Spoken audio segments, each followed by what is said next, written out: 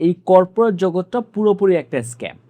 একটা ভাই এখানে একটা পোস্ট করছে, আমার সামনে আসলো পোস্টটা, তাই ভাবলাম আপনাদের শেয়ার করি। সেটা হলো, বাংলাদেশে অনেক তরুণের ক্যারিয়ার ধ্বংসের অন্যতম প্রধান কারণ হচ্ছে ফ্রিল্যান্সিং। ইয়েস, দায়িত্ব নিয়ে এসে কথাটা বলতেছে।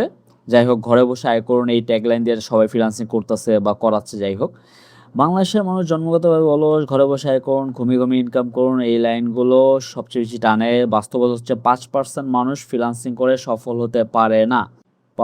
আর ফ্রিল্যান্সিং পেশাটা হিউম্যান প্রিন্সিপালের বিরুদ্ধে। এখন রাত জেগে কাজ করতে হয়, 6 মাস রাত জেগে অসুস্থ হয়ে যায়। আচ্ছা ঠিক আছে, আমি মাঝে মাঝে ইন্টারভিউ নেই, সেই ইন্টারভিউ নেয়। ওকে, ফ্রিল্যান্সিং করে মাসে $100 আয় করা পর্যন্ত যেতে বছরের উপর লেগে যায় 90% পেশাজীবীদের। এটা মোটেও ঘরে বসে শুয়ে আয় করার মতো সহজ না। ঠিক আছে, খুবই ভালো একটা জিনিস। আমি তাহলে একটু কমেন্ট সেকশনে যাচ্ছি।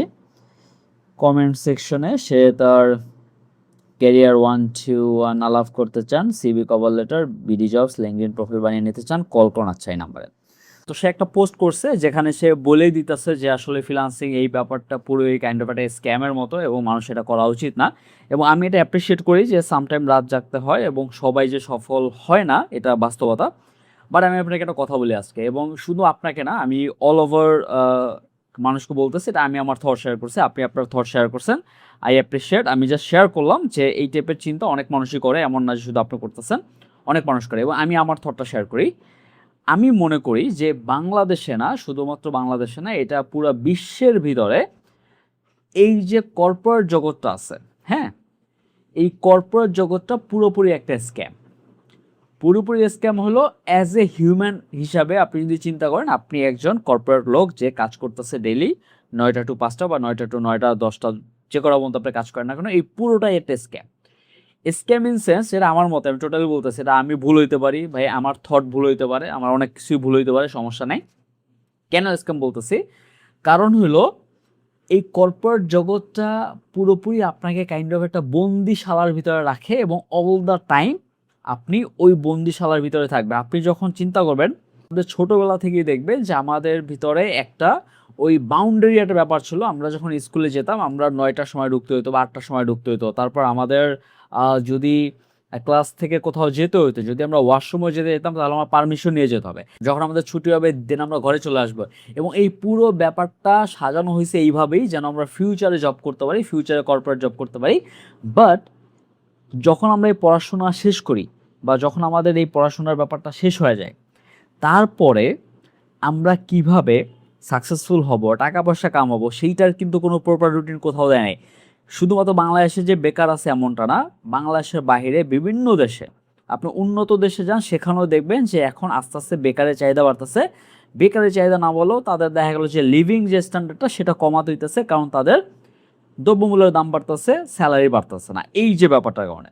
আর এই পুরোটাই সাজানো হয়েছে এইভাবে, যখন আমাদের ইন্ডাস্ট্রিয়াল যে একটা রেভলিউশন আসছিল, তারপরেই এমনভাবে বলা হয়েছিল যে 8 ঘন্টা ঘুমানো দরকার, 8 ঘন্টা না ঘুমালে সমস্যা আছে। তারপর এটা বলা হয়েছিল যে শুধুমাত্র 8 ঘন্টা ঘুমানো না, আপনার 8 থেকে 10 ঘন্টা কাজও করতে হবে। এর থেকে বেশি কাজ করার কথা ছিল শুরুতে, আবার এটা আস্তে আস্তে কমায়া এখন 8 ঘন্টা নিয়ে আসছে, যে 8 ঘন্টা বেশি কাজ করার দরকার নেই কর্পোরেট জগতে। এবং এই পুরো সিস্টেমটাই এভাবে বানানো হয়েছে যেন আপনি কাজ করেন, কারো হয়ে কাজ করেন। ফ্রিল্যান্সিং ব্যাপারটা এমন না যে আপনি ফাইবার আপওয়ার্কে খুইলা আপনি রাত জায়গায় কাজ করলেন, এটাই কিন্তু শুধুমাত্র ফ্রিল্যান্সিং না রে ভাই। যারা এটা এখনও মনে করতেছে যে ফ্রিল্যান্সিং মানে হলো যে ভাই আমি রাত জায়গা, আমি সকাল টু দুপুর পর্যন্ত আমি ঘুমাবো, আমি বিকাল পর্যন্ত ঘুমাবো, আর আমি সারা রাত জেগে ফ্রিল্যান্সিং করবো, এটা কিন্তু এখন নাই, এখন সেই কালচারটা নাই। আপনি যদি ফটোগ্রাফি করেন, যারা ফটোগ্রাফি করে, মনে করেন যে একজন ফটোগ্রাফি করতেছে, সে ফটোগ্রাফি করতেছে, বিভিন্ন ক্লায়েন্টের কাজ করতেছে, সেও কাইন্ড অফ ফ্রিল্যান্সিং করতেছে, সে কিন্তু জব করতেছে না। জব কোনটাকে বলে? আপনি একটা ফটোগ্রাফি এজেন্সি চালাচ্ছেন, আপনার আন্ডারে আরও 10 জন কাজ করতেছে, ওই 10 জন যারা আপনার আন্ডারে করতেছে সেটা হলো জব। আপনি যে ইন্ডিভিজুয়াল পারসন, যে আরও 10 জন মানুষ ম্যানেজ করতেছেন, আপনি বলতে পারেন আপনি একজন বিজনেসম্যান, যে আমি একটা ফটোগ্রাফির বিজনেস চালাচ্ছি। অথবা আপনি বলতে পারেন, আপনি যদি সিঙ্গেল করেন তখন বলতে পারেন যে আমি ফ্রিল্যান্সিং করতেছি, আমি ফ্রিল্যান্সিং ফটোগ্রাফিটা করতেছি, বা ফটোগ্রাফি ফ্রিল্যান্স কাজ করতেছি, বা ফ্রিল্যান্স ফটোগ্রাফি করতেছি, এইভাবে আপনি বলতে পারেন। তো এটাও কিন্তু ফ্রিল্যান্সিং। আর এমন না কিন্তু আপনার রাত জেগেই কাজ করতে হবে, এমন না যে আপনার ফাইবার আপওয়ার্কেই কাজ করতে হবে। সো এই ব্যাপারটা এখনও যারা বুঝে নাই, আমি আমার বিড়ালরেও এতদিন বুঝাইছি ফ্রিল্যান্সিং নিয়ে, ও কিন্তু সবটা বুঝছে, বাট এখন পর্যন্ত যারা বুঝে নেয় যে ভাই অ্যাকচুয়ালি ফ্রিল্যান্সিংটা কি, তাদের জন্য এই ভিডিওটা বানাইলাম, এবং সেও কিন্তু তার একটা সার্ভিস সে অনলাইনে সেল করতেছে। এই পোস্টটা করার পর সে তার কমেন্টে একটা প্রোডাক্ট সে সেল দিতেছে যে আপনি যদি কোনো একটা সিবি বা আদার জিনিস প্রয়োজন হয় তাহলে তাকে নক দিতে পারেন। বাট আমার কথা হলো, নো অফেন্স ভাই, আপনি ভালো কাজ করেন, ইনশাল্লাহ আপনি করতে থাকেন। বাট এইসব কাজ এখন এআই দিয়ে এত দ্রুত গতিতে রিপ্লেস হয়ে যাচ্ছে, আপনি যদি ফ্রিল্যান্স কাজ না করেন, আপনি যদি জব সেক্টরের উপর ভরসা রাখেন, তাহলে আপনার 1-2 বছর পর কি হবে উই ডোন্ট নো। কারণ আপনি যদি ওয়ার্ল্ড ওয়াইড চিন্তা করেন, দেখবেন যে জবের যে সেক্টরটা আছে সেটা চেঞ্জ হয়ে গেছে। এবং আর আপনি যদি প্রতিনিয়ত দেখেন যে ওয়ার্ল্ড ওয়াইডের কী অবস্থা, তাহলে দেখবেন প্রতিনিয়ত লে অফ হচ্ছে এবং হাজার হাজার মানুষ লে অফ করতেছে প্রতিনিয়ত। সো এই ব্যাপারটা কিন্তু এখন হচ্ছে, এবং যারা আপনাকে ইনফ্লুয়েন্স করতেছে যে ভাই ফ্রিল্যান্সিং করো না, ফ্রিল্যান্সিং খুবই খারাপ জিনিস, জব করো, তারা আপনাকে চাইতেছে যে আপনি ফ্রিডমটা ফিল না করেন।